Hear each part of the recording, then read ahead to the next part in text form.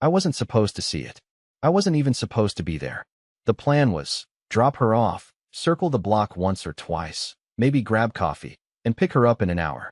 It was her friend's engagement party, one of those upscale, rented loft, wine glass in hand kind of things. The type of crowd where everyone's trying to impress everyone, and I usually just get in the way. She told me it was just a quick appearance, and I didn't question it. I didn't argue. I never do.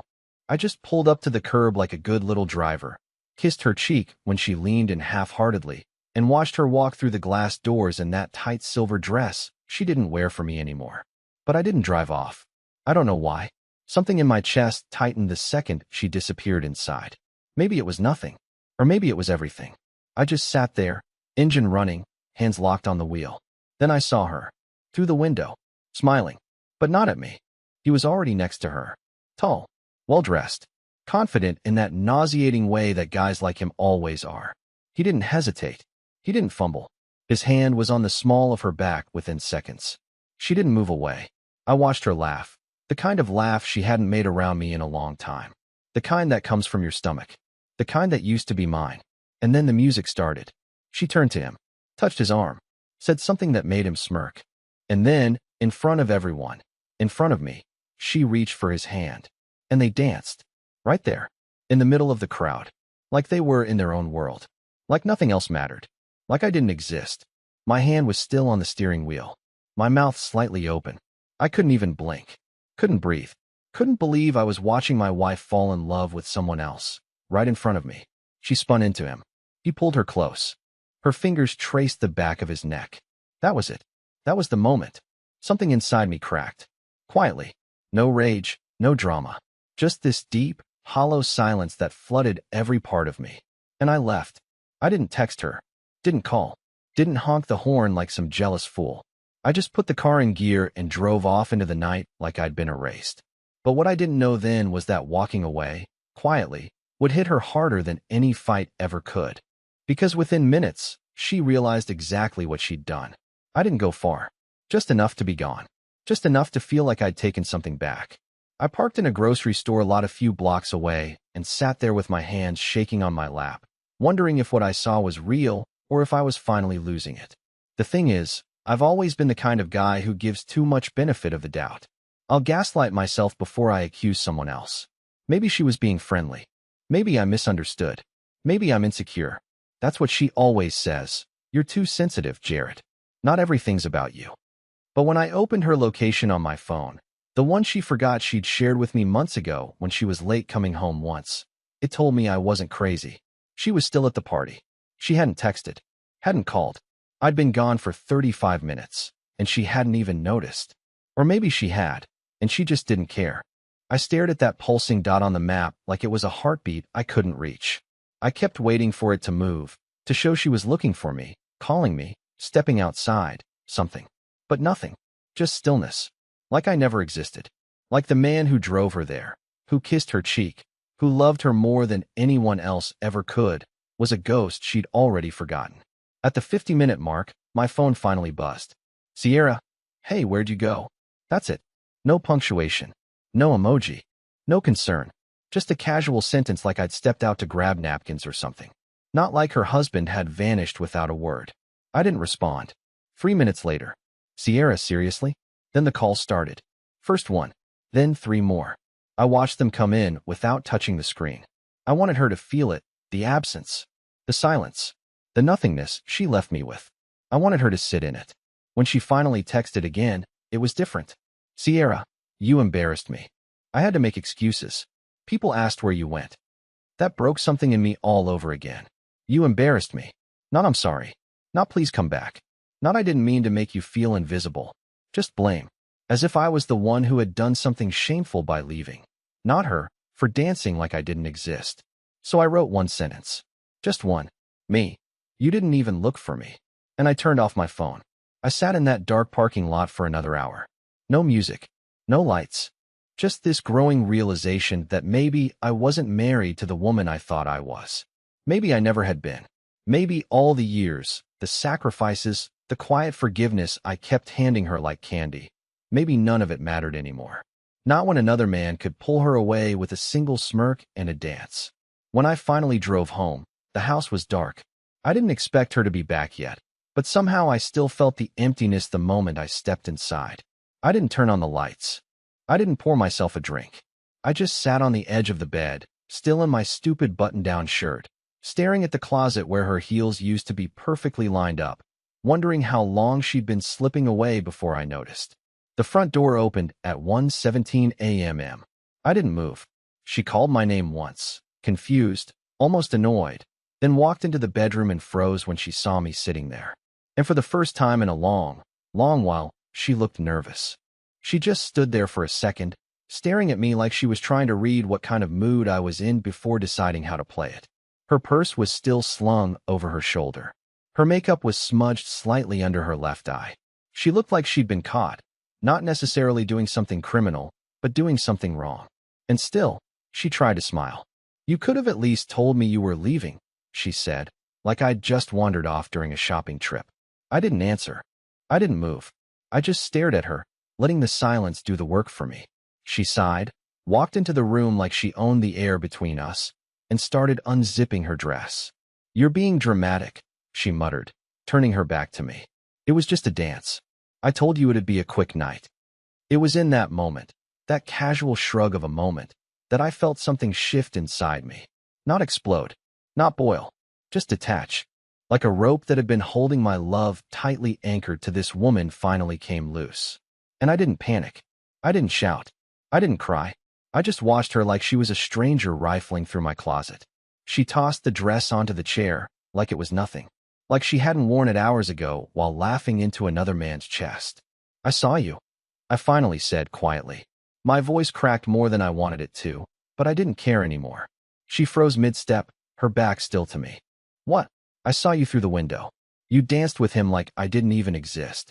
She turned slowly. Her face went pale for just a second, just long enough to confirm what I already knew. She blinked twice and said, "Jared, come on. It was a party. People were dancing. Were you thinking about me at all while his hands were all over you?" "You're overreacting." That was her go-to. The magic spell she always used to end arguments before they started. "I didn't even know you were watching.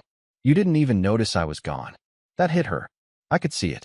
Her jaw twitched, and her arms folded like she was suddenly cold. I had a couple glasses of wine. I got caught up in the moment. God, I didn't think I had to ask permission to dance. "It's not about permission," I snapped, finally standing up. My voice still wasn't loud, but it cut deeper than anything I'd said in weeks. "It's about respect. It's about not making your husband feel like a coat rack while you wrap yourself around someone else." That made her flinch, only slightly, but it was there. She sat down on the edge of the bed across from me, and for once, she didn't have a quick answer. I expected her to cry, to apologize, to say something sincere. Instead, she looked away and whispered, "I just needed to feel wanted." I felt my heart stutter in my chest. "Not by me?" I asked. She didn't answer.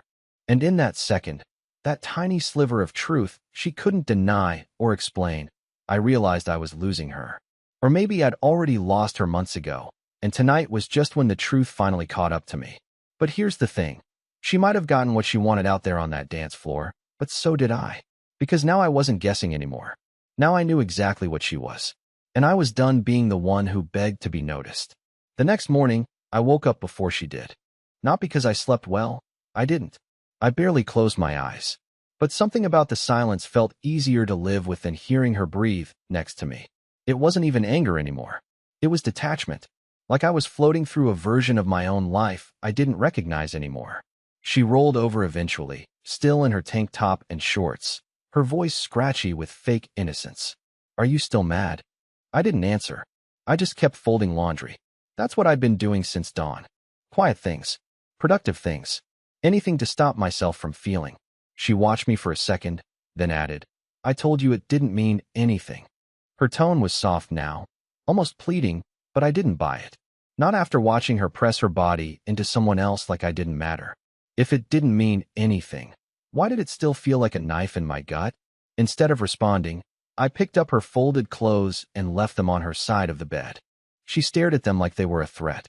By the time I walked into the kitchen, I heard her phone buzz. Then buzz again. A man's name popped up on the screen. I didn't recognize it, but I didn't need to.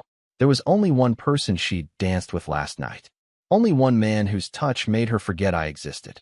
She didn't answer his call, but she didn't delete the message either. That was the turning point. That's when I stopped trying to talk, stopped trying to explain how much she'd broken me. I'd spent years over-communicating, years saying this hurts, and can we talk? And I don't feel seen anymore. It never changed anything. Maybe she was addicted to being chased. Maybe she thought I'd always be here, always bending, always swallowing my pride to fix what she kept breaking. So I stopped. I went quiet. I didn't slam doors. I didn't pack a bag. I didn't sleep on the couch. I just acted like I wasn't hurt, like I didn't care. I made my coffee, answered emails, even whistled while I took out the trash. I acted like she didn't matter, and that scared her more than any fight ever had. By lunch, she was circling me, hovering, asking if I wanted to go out for dinner later, suggesting we take a weekend trip. Some time away could be good for us, she said. Us. She still had the nerve to say us after what she did. I nodded, but didn't promise anything. And that was the moment I saw it, the fear, the flicker in her eyes, the shift from confidence to confusion. She didn't know where she stood anymore, and it rattled her. Because for the first time, I wasn't begging to be loved. I wasn't fighting to be chosen. I was letting her feel the same weight I carried for years. And she could already feel it slipping, not because I said anything, but because I didn't. By the second day, she started watching me like I was a stranger in our house. I wasn't doing anything dramatic. That was the point. I wasn't yelling, wasn't accusing, wasn't demanding answers or begging for apologies. I just existed next to her, quietly, deliberately, as if she were a guest in my space now, not the woman I once imagined forever with. And the silence was getting to her. She started trying harder, not in the romantic sense, but in this weird performative way, like she was auditioning for a role she'd forgotten how to play. She wore lipstick at breakfast. She cooked dinner, which she hadn't done in weeks. She even asked if I wanted to re-watch that series we never finished. I said sure. We sat down that night, just like old times, but this time I didn't sit close. I didn't touch her leg. I didn't offer commentary or jokes or anything that made it feel like us. I just stared at the screen and let the silence hum between us. Halfway through the second episode, she turned it off. I can't do this if you're going to act like a ghost, she snapped. If you're mad, just say it. I looked at her, slow and steady, and said, I'm not mad. That shook her. She blinked twice, like I'd spoken in a language she didn't understand. I'm not mad, I repeated. I'm just finally listening. She stared at me for a long second, then looked away like the words physically stung. To what? To everything you've shown me. She didn't speak after that, just got up and left the room. That night, she didn't come to bed until nearly 3 a.m. I was still awake when she walked in, but I kept my back to her. I heard her pause in the doorway, heard the shuffle of her feet. She stood there for maybe 10 seconds before she quietly turned around and went to sleep in the guest room. The next morning, the mood had shifted. She came down with red eyes and a pale face. Did we just stop trying? She asked me softly, as if trying to reach back through a window that had already closed. I didn't answer, because deep down, she knew. She stopped trying a long time ago. I was just finally matching her energy. She made coffee and tried to smile when she handed me a mug, but her hand trembled slightly, like her nerves were catching up with her choices. I thanked her politely, calmly, like I was accepting coffee from someone I worked with, not someone who used to be the center of my world. That afternoon, I got a text from an unknown number. Hey man, I didn't know she was married. I swear. No name, no intro, just guilt, raw and panicked. My hand started shaking, but I didn't respond. Instead, I showed it to her, just walked over, placed the phone on the counter with the message open, and walked away. She didn't say a word. Her hand covered her mouth, like she might throw up. She had no idea I still had eyes and ears everywhere. No idea that while she danced in someone else's arms, I'd already started preparing for this fallout. And now, she couldn't stop it. Because the one thing she never expected was me walking away first. She cried for the first time the next night. Not loud sobs. Not performative. Just quiet.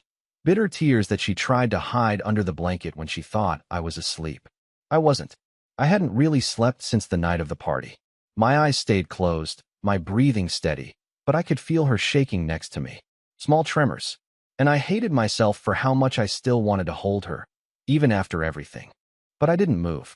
I stayed still, and I let her cry alone. By morning, she was trying to act normal again. She made pancakes, sat beside me, smiled too wide. I was thinking we could drive up to the lake house this weekend. She said like it was nothing. Like there wasn't a man out there who had his hands on her while I stood forgotten, just outside the window. I nodded. Sure. She waited. I could tell she wanted more. She wanted me to argue, or ask why, or do something. But I didn't. I just kept chewing. She was drowning in her own silence now, and I wasn't going to throw her a rope. Later that day, I started gathering things, little things, and putting them in a box. My camera, my books, a few clothes. Nothing major. Nothing she'd notice right away. I didn't know what I was doing at first, not really. It just felt like I needed to make space between me and her, even if it was only a drawer's worth. Even if it was only in my mind. She noticed eventually. Are you packing? Her voice cracked slightly when she asked it. I looked at her and shrugged. Just organizing. That answer scared her more than if I'd screamed. She watched me like I was slipping through her fingers, and she wasn't sure when it had started. And maybe that's the truth. Maybe she thought she could break the rules of marriage without consequences. Maybe she thought I'd always be the one apologizing, the one chasing. But I wasn't chasing anymore. That night, I left the house after dinner and didn't say where I was going. I just grabbed my keys and walked out. It was the first time in years that I didn't feel the need to explain myself to her. I drove around aimlessly for a while, ended up in an old parking lot outside a bookstore that was closed. I sat there in the dark and texted a number I hadn't used in over a year, someone who'd once meant something to me before I ever met Sierra. I didn't flirt. I didn't cross lines. I just said, hey, I hope you're doing well. And it felt like breathing for the first time in weeks. When I got home, she was sitting on the floor of our bedroom, not crying this time, just sitting there, legs crossed, staring at the corner of the wall like it had answers. I miss us, she whispered when I walked in. I didn't answer, because what she really missed wasn't us. It was the version of me who needed her, who forgave everything, who stayed silent so she could stay selfish. But that version of me was already gone. She finally said it the next morning. The word I thought I wanted. The word I'd begged for silently in my head for days. She walked into the kitchen while I was pouring coffee, stood behind me like she didn't know how to begin, and whispered it like a confession too small to fix anything. I'm sorry. I didn't turn around. I let the silence drag on so long it became uncomfortable. Eventually, she moved beside me, searching my face, her eyes red but dry. I know I hurt you, she said. I know what I did at that party wasn't okay. Still, I said nothing. Not because I hadn't heard her, but because I had. I'd heard everything, loud and clear. The moment she chose to dance with someone else while I stood outside like an afterthought, that was the apology. Not in words, but in value. She showed me exactly where I stood, what I was worth, how little she thought I'd fight back. But the truth was, I wasn't going to fight at all. I was going to leave. She reached for my hand, and for the first time in weeks, I pulled it away. No yelling. No big scene, just a quiet retreat. And that's when I saw her truly panic. I don't want to lose us, she said suddenly. I don't even know why I did it. I felt invisible lately. I needed to feel like someone still wanted me. The irony of that nearly knocked the air out of me. Invisible? I had been a ghost in our marriage for over a year. I'd poured energy, love, money, attention into a relationship that only fed her ego. I wasn't her partner. I was her mirror. And when I stopped reflecting what she wanted to see, she went looking for someone who would. And now she was terrified, not because she missed me, but because she realized I might actually be done. Later that day, she tried to act normal again, offered to order takeout, asked if I wanted to go for a walk, brought up old memories from our early days like she could stitch us back together with nostalgia. But the damage had already been done. My mind was elsewhere now. My phone had messages from an apartment listing I'd quietly inquired about 2 towns over. A furnished 1-bedroom. No shared closet. No history. And then, the twist I didn't expect. That night, while I was brushing my teeth, she walked into the bathroom holding a small black box. I was going to give this to you for our anniversary, she said. Inside was a keychain. Silver. Engraved with the words, "You are my always." I stared at it hollow. This was the woman who laughed into another man's neck while I stood outside like a stranger. And now she thought a keychain would fix it? She looked up at me with eyes that were finally afraid. Please don't leave, she whispered. And that's when I realized she had already been left. Not with bags or shouting or drama, but with silence, with distance, with me slowly reclaiming the pieces of myself she forgot how to love. The night before I left, she tried everything. She cooked a full dinner, my favorite, lit candles, wore the same dress she wore on our second anniversary, played the playlist we used to put on during long drives, back when we still talked like best friends and held hands at stoplights. She smiled across the table like she believed it wasn't too late. Like one dinner could undo the quiet avalanche that had buried us both. I ate the food. I nodded politely. I even laughed once when she brought up an old inside joke. But none of it touched me. It felt like I was watching someone else live my life from behind soundproof glass. And the truth was, I had already said goodbye, just not out loud. That night, I packed the last of my things. Not in front of her. I waited until she fell asleep, or at least pretended to. I moved quietly through the dark, heart racing, hands steady. I left the keychain on the nightstand, face down. I didn't need to be anyone's, always. I needed to be my own again. By sunrise, I was gone. No note. No goodbye speech. No final confrontation. Just silence. The same silence she'd fed for months before I ever realized how hungry it would make me for peace. At first, she called. A lot. Then she texted. At first, it was guilt. Then blame. Then panic. Then nothing. She stopped. And that's when I knew she finally understood. I wasn't coming back. 2 months later, I was living in a small apartment on the other side of town. No shared photos. No eggshells. Just space. Freedom. My own name on the lease. I didn't need noise to fill the silence anymore. I wasn't angry. I wasn't bitter. I was tired, but free. And then, the unexpected happened. One Sunday morning, I walked into the cafe by my place. The one with the crooked chalkboard sign out front and mismatched mugs. And there she was. Not Sierra. Her. The girl from my past. The one I had messaged quietly the night everything started to crumble. The one I never stopped wondering about. She looked up, smiled. I was hoping I'd run into you, she said. And in that moment, no drama, no guilt, no baggage. I felt something I hadn't felt in a very long time. Ease. A simple, warm quiet. A smile I didn't have to chase or earn. Just peace. We talked for over an hour. Laughed like no time had passed. She didn't ask about Sierra, and I didn't need to explain. She could see it in my eyes.